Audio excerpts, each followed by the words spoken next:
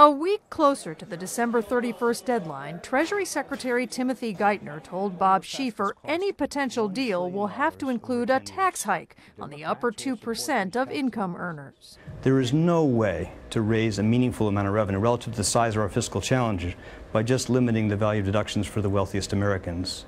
He said the biggest obstacle is Republicans, who refuse to acknowledge that fact. There's nothing that stands in the way of that agreement except for the potential risk that a group of Republicans decide they hold up an agreement because they want to extend tax cuts for the wealthiest Americans that we can't afford. On Fox News Sunday, House Speaker John Boehner was not optimistic. I would say we're nowhere. Period. We're nowhere. Earlier this week, House GOP members rejected a proposal from the White House that included tax hikes, spending cuts, and $50 billion in new stimulus. We've put a serious offer on the table by putting revenues up there to try to get this question resolved. But the White House has responded with virtually nothing.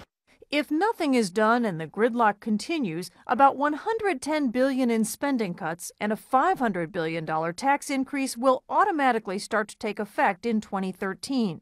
And the Tax Policy Center estimates the average American household would ring in the new year owing about $3,500 more on their taxes. Republican Senator Lindsey Graham says it's a possibility. I think we're going over the cliff. It's pretty clear to me they've made a political calculation. Blaming Democrats for not doing enough to meet Republicans halfway. The president's plan when it comes to entitlement reform is just quite frankly a joke. With little more than finger-pointing getting done in D.C., Wall Street is getting wary. Stocks inched higher last week, but many businesses are holding off investment decisions, hoping Congress manages to strike a deal and pull back from the brink. Jeff? Anna Werner, thank you.